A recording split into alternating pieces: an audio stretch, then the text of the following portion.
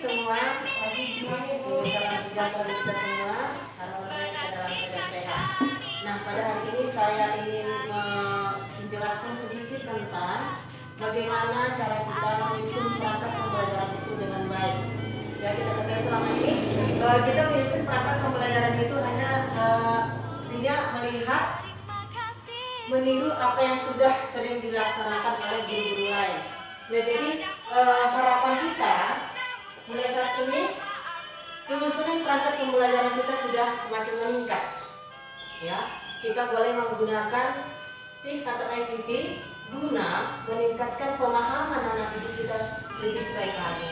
Kita ketahui di sekolah kita ini anak didik kita ini kurang mandiri, ya, baik di dalam pengerjaan tugas, baik di dalam penemuan-penemuan yang baru, baik dalam berpikir.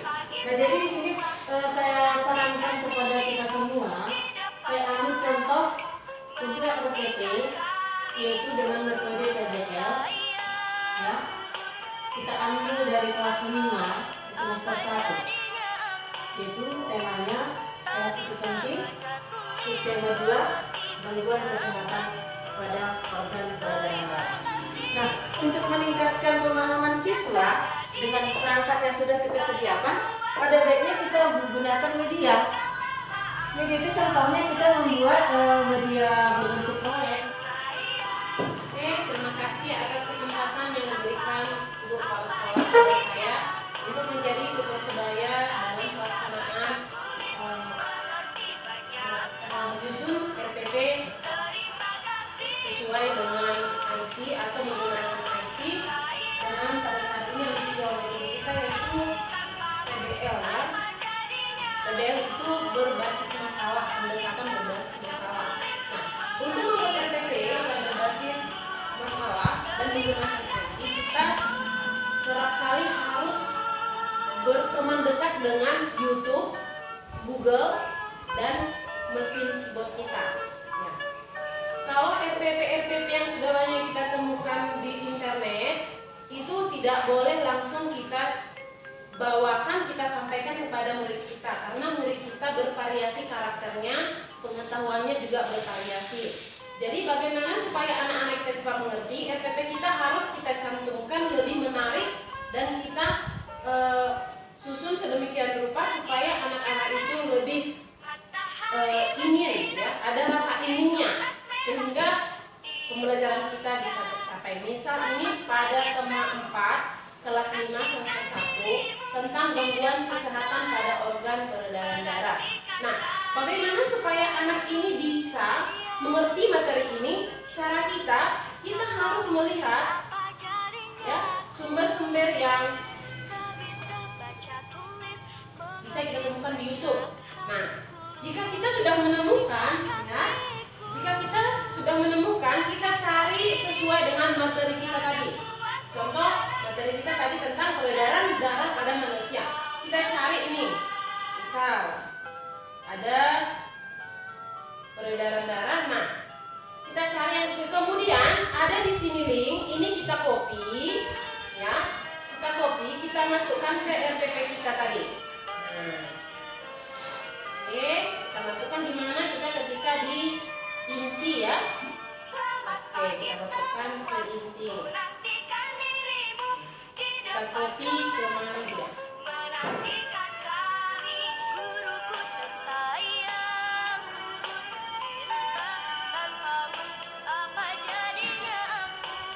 Oke, nah setelah kita copy ke situ, anak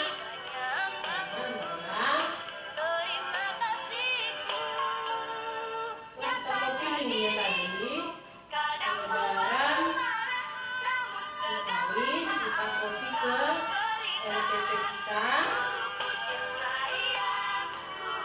Oke, jadi link YouTube-nya sudah ada di RPP kita. Nah, ketika pembelajaran berlangsung nanti, kita tinggal klik link yang ini, maka pembelajaran kita bisa langsung disaksikan oleh anak didik kita. Oh, ini videonya. Jadi anak-anak tidak mengantuk, gitu ya. Kemudian kita lanjutkan lagi. Selain video ini bisa juga kita lihat pendekatan-pendekatan seperti lagu misalnya, ya. Nah, kita cari lagi di YouTube.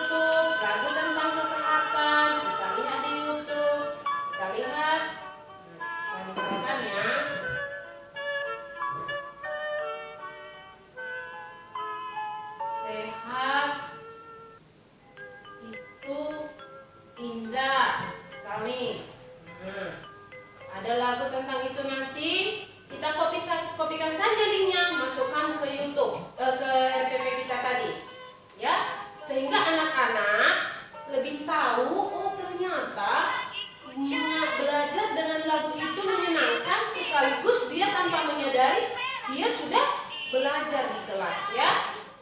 Oke. Sama juga dengan hal gambar-gambarnya.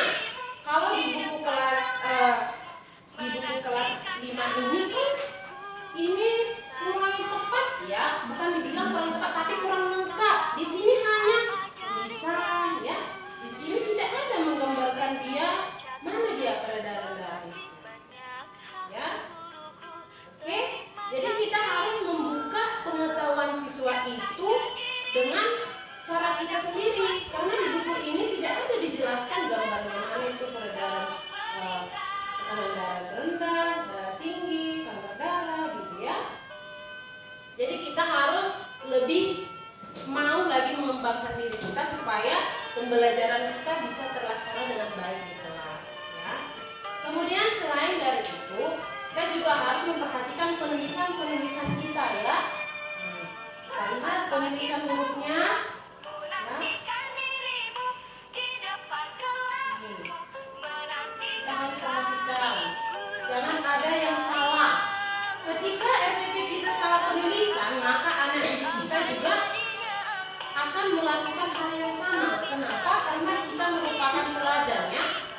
Kemudian kita lihat lagi, di sini ada Garuda Pancasila. Nah, ini juga boleh kita buat musiknya supaya anak-anak ketika itu di pembukaannya kita buat suasana kelas kita itu lebih hidup. Kita masukkan lagi linknya nanti di sini dari YouTube, kita cari. Nah, Garuda Pancasila.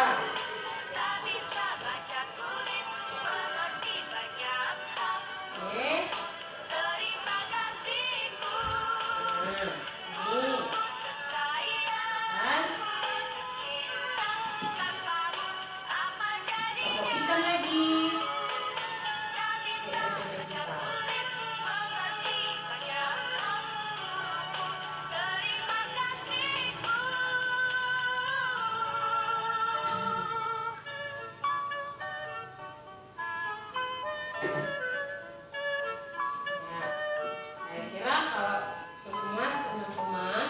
Semuanya sudah bisa ya dalam hal ini ya.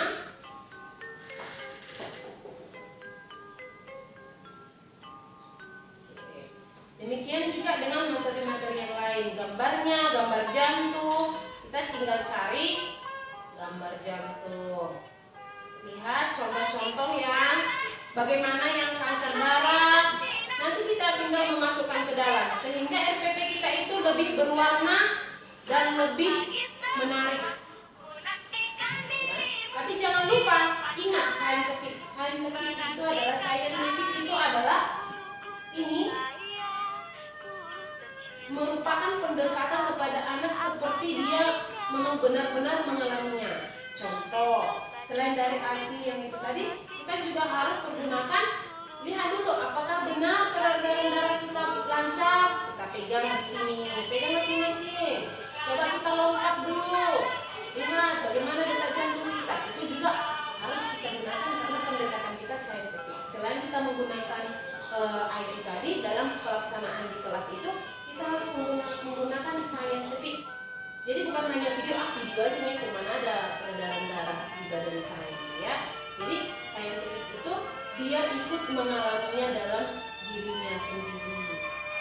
Jadi kita latih bagaimana kalau loncat, detak jantungnya bagaimana ya, tangannya itu di sininya bagaimana, itu juga harus kita lakukan dalam materi ini. Kalau dalam materi lain beda lagi ya. Nah, kemudian untuk pembuatan soal-soalnya juga kita harus lebih kompeten lagi dalam memilih KD-KD-nya ya. Setelah pembelajaran selesai, kita harus lebih kompeten lagi memilih KD-nya. Ingat, KD yang di atas tujuan pembelajaran harus nih tujuannya. Tujuannya ada 4 ya. Jangan membuat soal lari dari tujuan. Ya. Contoh nih, tujuan kita nih dengan kegiatan membaca pantun, siswa dapat menjelaskan makna dan amanat pantun dengan benar. Nah, maka harus ada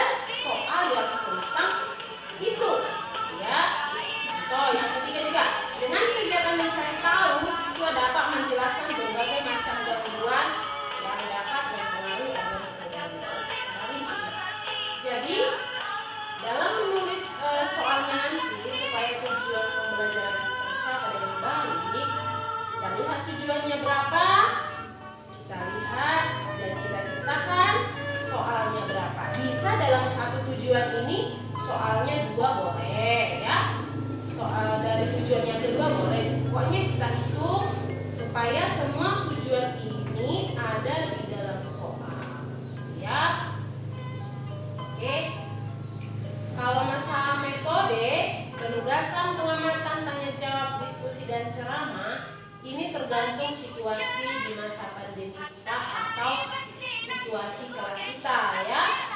Jika pengamatan ini misalnya ada talkshow kita di kelas, maka pengamatan bisa dilaksanakan selain dari mengamati video ya. Diskusi, jika mengizinkan di masa pandemi ini diskusi, bisa kita laksanakan. Jika tidak usah ya. Untuk tanya jawab ini sangat perlu untuk merespon anak didik kita supaya merasa dihargai ketika anak didik itu memberikan ide atau pendapat atau apa yang dialaminya terhadap peredaran darah. Ya. Kemudian metode penugasan ini wajib kita laksanakan ya, supaya kita tahu tujuan pembelajaran kita itu tercapai atau tidak. Nah, RPP itu bukan harus banyak, bukan harus panjang, tetapi tujuannya tersampaikan ya. Lihat alokasinya, jangan terlalu lama di pembukaan, jangan juga terlalu terpaku di inti. Lihat waktunya, karena kita rosternya bukan 1 hari di sekolah. Tapi kita perhatikan juga waktunya. Nah, sekali-sekali kita harus membuat pemanasan untuk anak didik kita ya. Kemudian kita lanjut ke penilaian. Penilaian terhadap proses hasil pembelajaran dilakukan oleh guru untuk mengukur tingkat pencapaian kompetensi seperti yang tadi ya. Jadi kalau dalam membuat RPP ini, gambarnya itu harus jelas sumbernya. Karena kita tidak bisa memasukkan gambar di RPP kita tanpa sumber dari manapun, tidak tahu, tidak boleh. Kita tidak bisa bertanggung. Contohnya kan, kita kasih gambar dari internet, tapi tidak kita cantumkan sumbernya. Ternyata gambar itu menunjukkan tanda panahnya pembuluh penanya salah. Itu membuat racun untuk anak didik kita. Jadi kalau sumbernya kita cantumkan seperti tadi linknya, maka kesalahan-kesalahan gambar itu bukan tanggung jawab kita, tapi tanggung jawab sumber yang tadi, gitu ya. Oke. Kita lanjut ke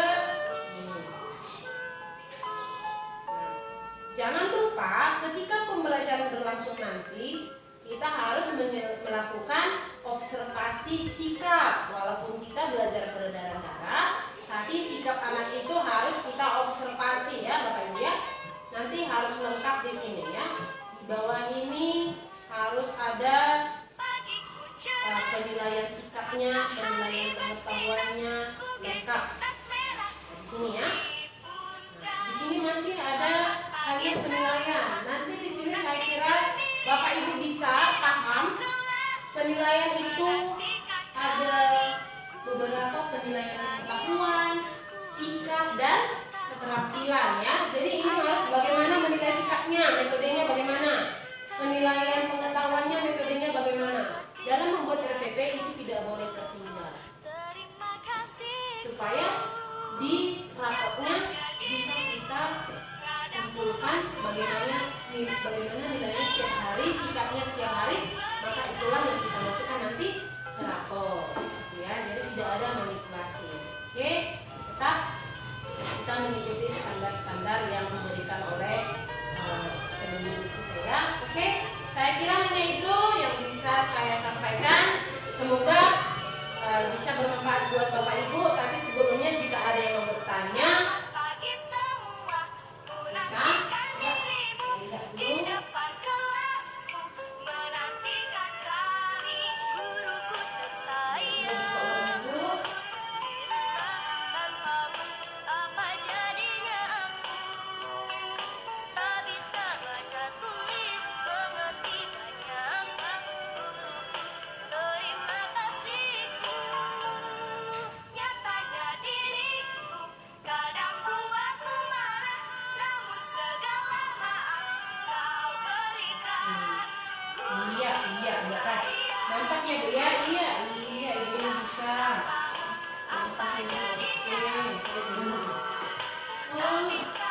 Ya, ibu kan udah dari sana. Oh iya, iya. Ada bu, ada masalah? Oke. Ya, bisa. Oke, bisa. Nah, jika ada kendala-kendala, jangan sungkan untuk berdiskusi sesama kita ya. Karena kalau bukan kita belajar bersama, siapa lagi teman kita ya? Oke? Ada lagi mau ditanya? Saya kira kita bisa ketemu di lain waktu, berhubung waktu dan kesempatan telah selesai. Maka ada bu, ada masalah? Ada Bu. Oh, ya.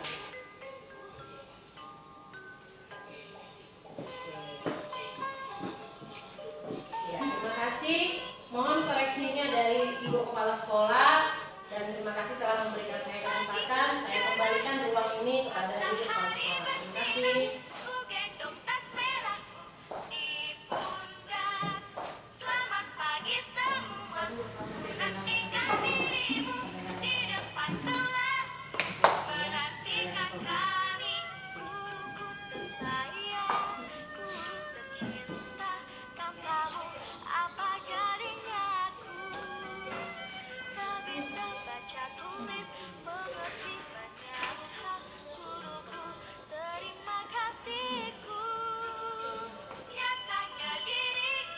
Oke, baik, terima kasih kami ucapkan kepada Ibu Setio telah memberikan penjelasan kepada teman-teman kita di sekolah ini.